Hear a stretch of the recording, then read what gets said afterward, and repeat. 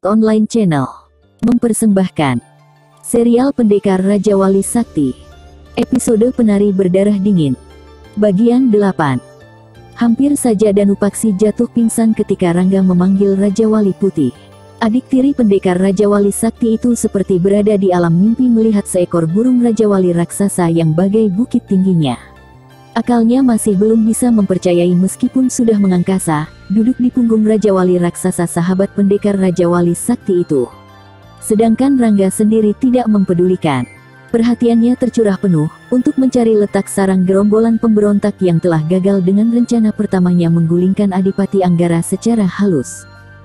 Itu dia, Raja Wali, turun di balik bukit sana, seru Rangga tiba-tiba. Kragehaka. Raja Wali Putih raksasa menukik turun ke balik sebuah bukit kecil yang ditunjuk Rangga. Belum juga burung raksasa itu mencapai tanah, Rangga sudah melompat turun. Sedangkan Danupaksi baru turun setelah Raja Wali raksasa itu mencapai tanah. Pemuda itu masih memandangi disertai perasaan tidak percaya dan seperti mimpi. Kau boleh pergi, Raja Wali. Temui Dewa Bayu dan katakan aku membutuhkannya di sini, kata Rangga. Kragehaka. Raja Wali Putih mengepakkan sayap lebarnya, kemudian dengan sekali lesatan saja sudah membumbung tinggi di angkasa. Danupaksi memandangi kepergian burung raksasa itu hingga lenyap di balik awan. Ayo, ajak Rangga seraya menepuk pundak adik tirinya itu. Oh, Danupaksi tergagap. Ada apa, Danupaksi? Tanya Rangga melihat sikap adik tirinya yang seperti orang bodoh. Oh tidak apa-apa, Kakang, sahut Danupaksi. Suatu saat kau akan lebih mengenalnya, Danupaksi, kata Rangga seraya tersenyum.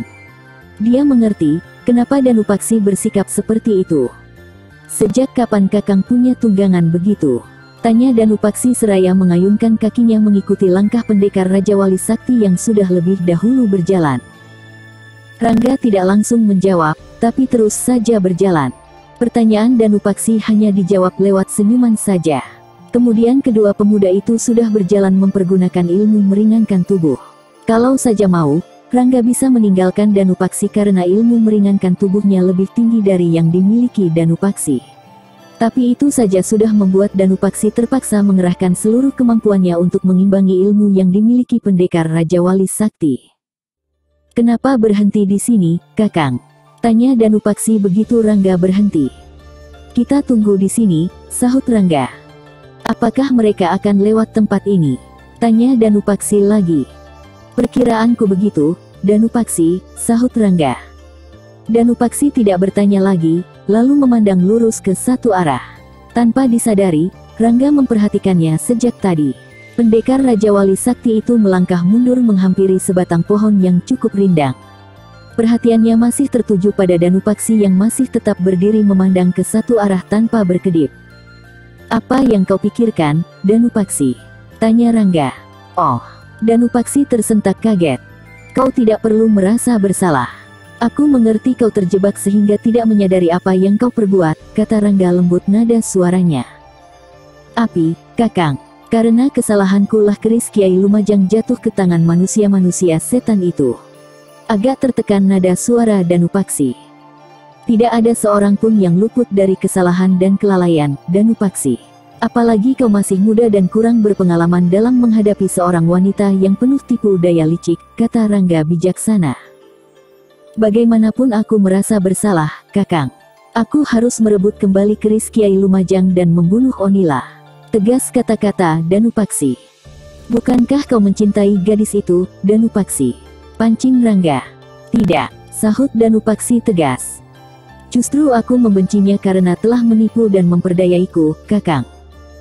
Onila melakukan hal itu karena mendapat tekanan dari Karsini, atau mungkin ada orang lain yang lebih berpengaruh di belakangnya. Sedangkan keris Kiai Lumajang sekarang berada di tangan Karsini, bukan pada Onila atau siapapun. Terus terang, aku sendiri sebenarnya juga terkejut begitu melihat keris Kiai Lumajang berada di tangan Karsini. Hanya saja aku tidak mau gegabah, papar Rangga. Aku merasa berdosa sekali tidak bisa menjaga pusaka Eyang Resi Wanapati, Kakang, lirih suara Danupaksi. Sudahlah, Danupaksi. Bukan dengan keluhan atau penyesalan untuk mendapatkan keris Kiai Lumajang kembali. Tapi dengan perbuatan dan tekad yang bulat, Rangga membakar semangat adik tirinya itu. Kau benar, Kakang. Apapun yang terjadi, keris Kiai Lumajang peninggalan guruku harus kurebut kembali, tekad Danupaksi. Rangga tersenyum melihat Danupaksi kembali bersemangat. Mendadak saja pendekar Raja Wali Sakti itu melompat cepat bagai kilat menyambar Danupaksi dan membawanya pergi dari tempat itu. Tentu saja hal ini mengejutkan Danupaksi. Tapi, pemuda itu belum bisa membuka suara begitu Rangga tahu-tahu sudah berpijak pada sebatang dahan pohon bersamanya. Dan belum lagi Danupaksi bertanya, matanya sudah terbentur pada satu rombongan kecil berwarna merah di balik lebatnya pepohonan lereng bukit ini. Kendalikan dirimu, cegah Rangga berbisik sambil mencekal tangan Danupaksi. Danupaksi membatalkan niatnya untuk mencegat rombongan yang seluruhnya mengenakan baju merah itu, mereka sudah demikian dekat. Bahkan sebagian sudah berada di bawah pohon tempat Rangga dan Danupaksi berada. Dan sekarang sudah ada yang melewatinya. Danupaksi hanya bisa memandangi sambil menahan napas. Gelegak di dadanya begitu mengguruh melihat orang yang berjalan paling depan. Ada 3 orang, yang 2 orang wanita muda dan cantik, sedangkan seorang lagi adalah laki-laki berusia lanjut rambut dan janggutnya telah memutih semua. Rangga dan Danupaksi tetap berada di atas pohon tanpa memperdengarkan suara sedikit pun.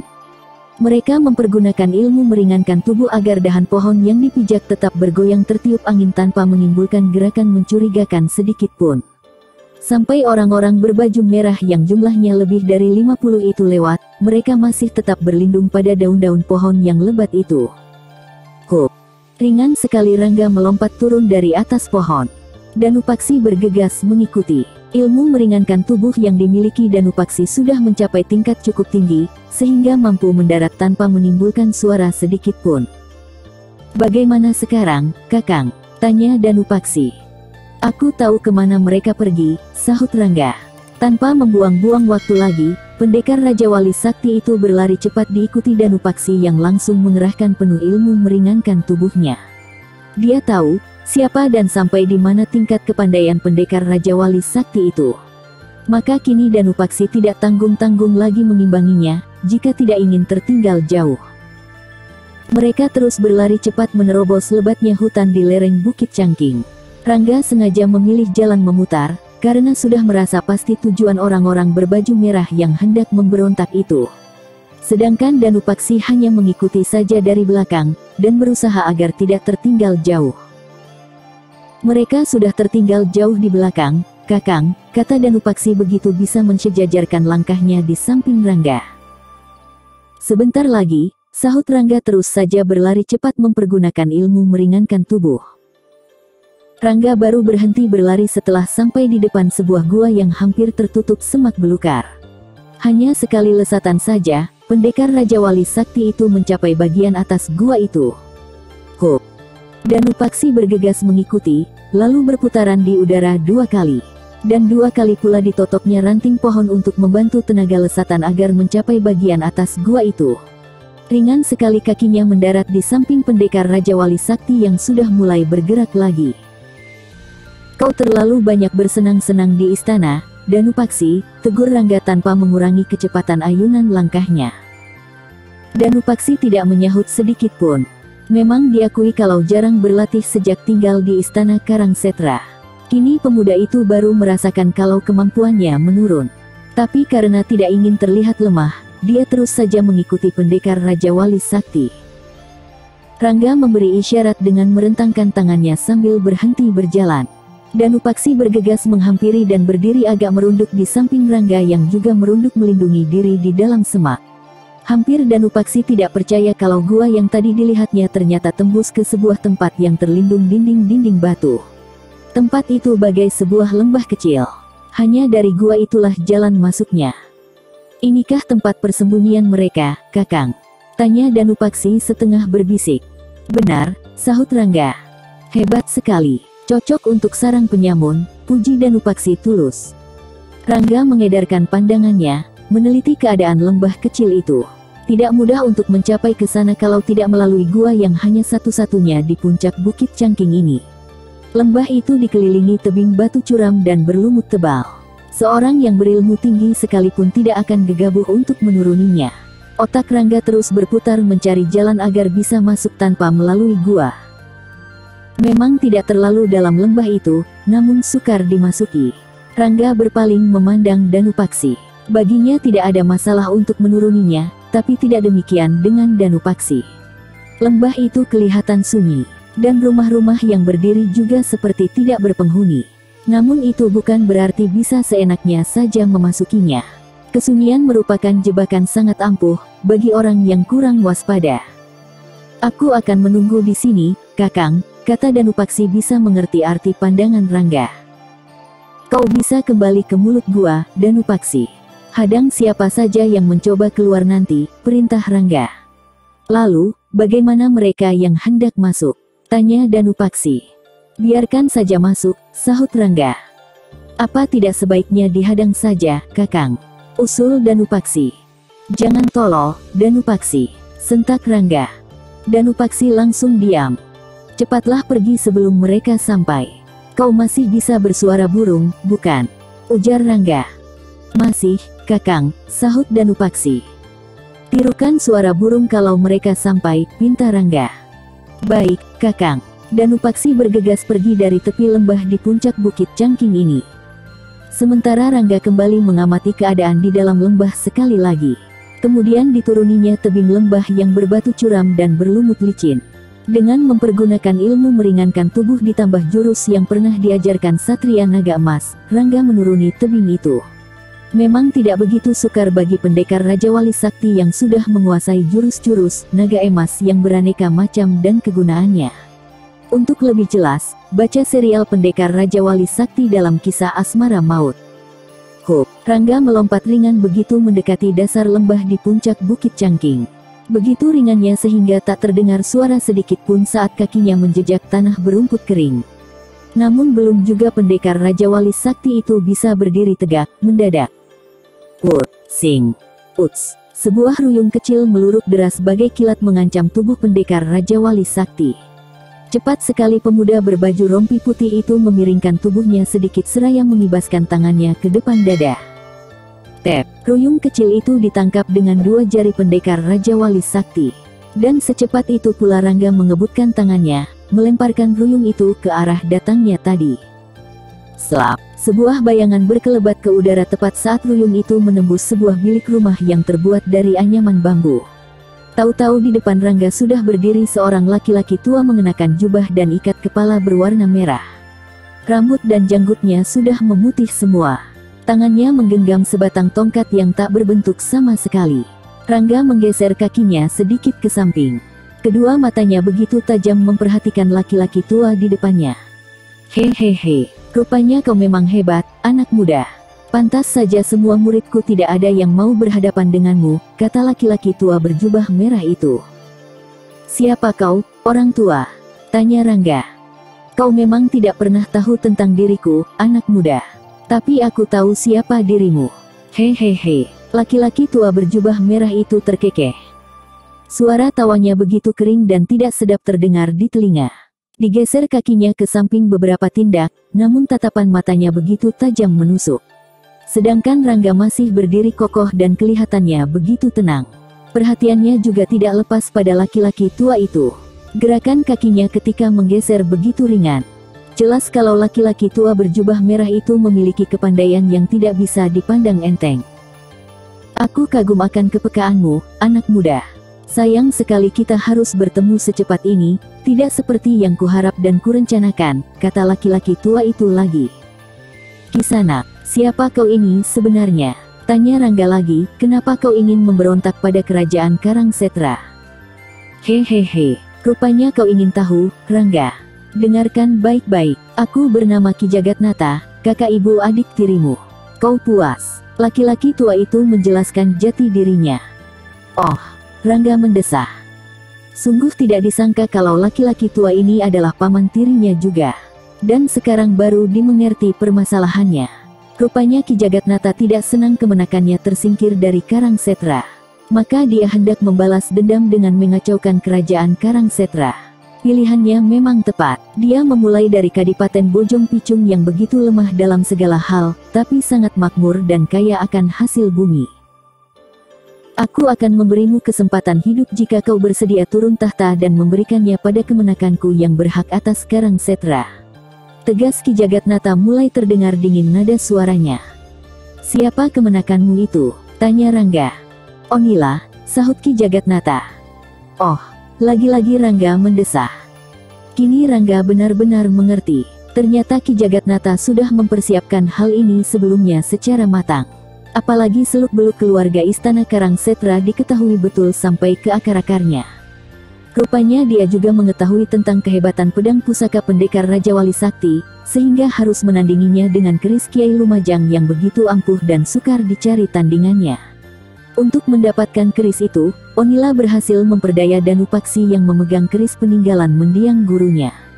Suatu rencana rapi, tapi sayang sudah tercium sebelum melangkah jauh. Hanya ada dua pilihan, Rangga. Turun dari tahta, atau mampus di sini. Ki Jagatnata memberikan pilihan yang tidak mudah. Aku tidak memilih keduanya, Ki Jagatnata. Bahkan aku tidak akan memberikan Karang Setra begitu saja padamu, juga pada yang tidak berhak. Tegas jawaban Rangga. Kalau begitu, bersiaplah untuk mati, Rangga. Setelah berkata demikian, Ki Jagatnata langsung memutar cepat tongkatnya di depan dada. Rangga sampai berjingkrak beberapa langkah ke belakang. Putaran tongkat itu menimbulkan deru angin dahsyat bagai topan, ditambah lagi pancaran hawa panas yang menyengat. Kau langsung memulai dengan ilmu kesaktian, Ki Jagatnata, gumam Rangga. Menghadapimu, tidak perlu mengeluarkan tenaga banyak dan percuma, sahut Ki Jagatnata. Laki-laki tua itu tiba-tiba saja menghentakkan tongkatnya ke depan. Seketika itu juga dari ujung tongkat yang tumpul memercik bola-bola api yang langsung meluncur ke arah pendekar Raja Wali Sakti. Kia! Secepat kilat Rangga melompat ke samping menghindari bola-bola api itu. Ledakan menggelegar terdengar dahsyat ketika bola-bola api itu menghantam tebing batu yang mengelilingi lembah ini. Belum juga Rangga bisa berdiri tegak, bola-bola api itu sudah datang kembali dengan cepatnya. Terpaksa Rangga berjumpalitan menghindari bola-bola api itu. Beberapa kali Rangga berhasil menghindari bola-bola api yang keluar dari ujung tongkat Ki Jagatnata. Dan pada serangan yang entah keberapa kalinya, pendekar Raja Wali Sakti itu tidak menghindar sama sekali. Dia berdiri tegak di atas sebongkah batu besar yang menjorok keluar dari dinding tebing. Glaar! Ledakan keras kembali menggelegar begitu bola api menghantam batu yang dipijak Rangga. Asap tebal mengepul menghalangi pandangan mata. Ki Jagatnata tersenyum menyangka kalau pendekar Raja Wali Sakti sudah hancur bersama batu yang dipijaknya. Namun senyumnya langsung lenyap. Edan! Dengus Ki Jagatnata terkejut. Dari kepulan asap dan debu, Rangga meluncur keluar dari atas sebongkah batu yang dipijaknya tadi. Begitu cepatnya meluncur, sehingga membuat Ki Jagatnata terperangah sesaat tapi buru-buru dibanting tubuhnya ke tanah dan bergulingan beberapa kali. Secepat laki-laki tua itu melompat berdiri, secepat itu pula kembali melepaskan bola apinya. Kia! Hup! Rangga melentingkan tubuhnya ke udara dan berputaran beberapa kali. Terdengar ledakan keras di belakang. Batu yang dipijaknya hancur berkeping-keping terhantam bola api yang dilepaskan Ki Jagatnata. Tepat pada saat itu, Rangga sudah mendarat manis di tanah, sekitar 3 batang tombak jauhnya dari Ki Jagatnata. Puih! Kiaat! Bukan main marahnya laki-laki tua berjubah merah itu melihat Rangga berdiri tegak bertolak pinggang. Terimalah aji pamungkasku, pendekar Raja Wali Sakti. Kiaat! Rangga masih berdiri tegak tak bergeming. Segera dirapatkan kedua tangannya di depan dada. Kemudian pelahan kedua tangannya naik ke atas kepala, lalu pelahan turun hingga sampai ke pinggang. Tepat pada saat Ki Jagatnata melompat dengan jari-jari terkembang, Rangga merentangkan tangannya yang sudah terselimut cahaya biru bagai bola. Kia! Ki Jagatnata menghujamkan jari-jari tangannya yang membara bagai terbakar ke dada pendekar Raja Wali Sakti. Pada saat yang sama, Rangga mencengkeram pundak laki-laki tua itu kuat-kuat. Cepat sekali sinar biru menjalar menyelimuti seluruh tubuh Ki Jagatnata. Pendekar Raja Wali Sakti itu mengerahkan aji, Cakra Buana Sukma yang semakin disempurnakan tingkatannya. Ah! Tiba-tiba saja Ki Jagatnata berteriak keras. Tubuh laki-laki tua itu menggeliat-geliat, berusaha melepaskan diri. Namun semakin kuat tenaga dikerahkan semakin kuat pula tenaganya tersedot. Darah mulai mengucur dari hidung dan sudut matanya. Seluruh rongga mulutnya sudah dipenuhi darah yang menetes keluar. Ki Jagatnata semakin keras menggeliat. Hiya! Tiba-tiba saja Rangga berteriak keras. Mendadak dilepaskan cengkeraman tangannya, dan begitu cepat dikibaskan tangan kanannya menghantam kepala Ki Jagatnata. Prak! Ki Jagatnata tak bisa lagi bersuara. Kepalanya hancur berantakan menyemburkan darah segar. Hanya sesaat laki-laki tua itu mampu berdiri tegak, kemudian langsung roboh dan tewas seketika. Rangga melompat mundur 2 tindak. Dipandanginya tubuh yang terbujur tak bernyawa lagi. Darah terus mengalir dari kepala yang hancur berantakan. Maaf, aku terpaksa membunuhmu, ucap Rangga pelan. Pendekar Raja Wali Sakti itu bergegas melompat ke mulut gua yang menjadi penghubung lembah ini dengan luar. Cepat sekali gerakan pendekar Raja Wali Sakti itu, dan terus menembus lorong gua yang gelap dan tidak begitu panjang. Sebentar saja Rangga sudah sampai di mulut gua lainnya. Dan betapa terkejut hatinya begitu melihat di depan sana terjadi pertarungan sengit. Sepasang bola mata pendekar Raja Wali Sakti itu semakin terbeliak lebar begitu mengenali siapa yang tengah bertarung itu. Mereka adalah orang-orang berbaju merah yang akan memberontak terhadap kerajaan Karangsetra dengan alasan masing-masing. Dan yang sekarang mereka hadapi adalah para prajurit Karangsetra. Tampak Danupaksi tengah bertarung sengit. Dan di dekatnya, ini yang membuat Rangga hampir tidak percaya. Pandan Wangi, desis Rangga. Tanpa membuang-buang waktu lagi, pendekar Raja Wali Sakti itu langsung melompat terjun dalam kancah pertempuran. Munculnya pendekar Raja Wali Sakti ternyata merupakan api semangat bagi para prajurit kerajaan Karangsetra yang langsung dipimpin Pandan Wangi. Tentu saja hal ini membuat lawannya jadi kalang kabut. Mereka jadi tidak menentu, dan sebagian malah berusaha melarikan diri. Berhenti, seru Rangga tiba-tiba dengan suara lantang disertai pengerahan tenaga dalam sangat tinggi. Seketika itu juga pertarungan terhenti. Para prajurit Karangsetra bergegas membentuk lingkaran mengepung daerah ini. Sedangkan orang-orang berbaju merah yang terperangkap dalam kepungan, menjadi kehilangan semangat. Danupaksi dan Pandan Wangi bergegas menghampiri pendekar Raja Wali Sakti itu. Menyerahlah kalian, tidak ada lagi pemimpin kalian di sini. Lantang suara Rangga. Orang-orang berbaju merah itu saling berpandangan satu sama lain. Sadar kalau tidak ada lagi yang memimpin, segera dijatuhkan senjata mereka masing-masing. Rangga memberi isyarat pada para prajurit Karangsetra yang segera bergerak meringkus mereka. Di mana Onila dan Karsini? Tanya Rangga. Kak Pandan berhasil membunuh Karsini, Kakang. Tapi Onila berhasil kabur, jelas Danupaksi memberitahu. Rangga tidak bertanya lagi, lalu memandang berkeliling. Cukup banyak juga mayat yang bergelimpangan. Di antara mayat-mayat itu terlihat mayat Ki Jawura dan para penabuh Nayaga serta beberapa wanita penari. Mereka semua sebenarnya adalah pengikut Ki Jagatnata yang menyamar jadi rombongan penari dan menyusup ke Kadipaten Bojong Picung. Rangga menatap Pandan Wangi yang berdiri di sampingnya. Bagaimana kau bisa sampai ke sini, Pandan? Tanya Rangga. Dewa Bayu yang membawaku ke sini, sahut Pandan Wangi diiringi senyuman manisnya. Rangga hanya tersenyum getir. Dia memang telah meminta Raja Wali Putih untuk memanggil Dewa Bayu, tapi sama sekali tidak teringat kalau Dewa Bayu berada di istal istana. Dan Pandan Wangi yang sudah mengetahui semua ini tentu tidak mengalami kesulitan lagi. Mudah baginya mencapai Bukit Cangking ini, karena hanya kurang dari setengah hari bisa dicapai dari Karangsetra. Kau akan mengejar Onila, Danupaksi? Tanya Rangga penuh arti. Jika Kakang mengizinkan, sahut Danupaksi. Kenapa begitu? Keris Kiai Lumajang sudah kudapatkan kembali, dan aku tidak peduli dengannya, sahut Danupaksi seraya menunjukkan keris Kiai Lumajang yang sudah berada di pinggangnya. Aku memberi kebebasan padamu, Danupaksi. Terima kasih, Kakang. Pengejaran itu akan kulakukan setelah aku membereskan pemberontak-pemberontak ini, jelas Danupaksi. Baiklah kalau begitu. Sebaiknya cepat bawa mereka ke Karangsetra atau ke Kadipaten Bojong Picung. Uruslah mereka tanpa aku harus turun tangan, Danupaksi. Dan jika hendak mengejar Onila, lakukanlah atas namamu sendiri, kata Rangga bisa memaklumi perasaan adik tirinya ini. Terima kasih, Kakang, ucap Danupaksi.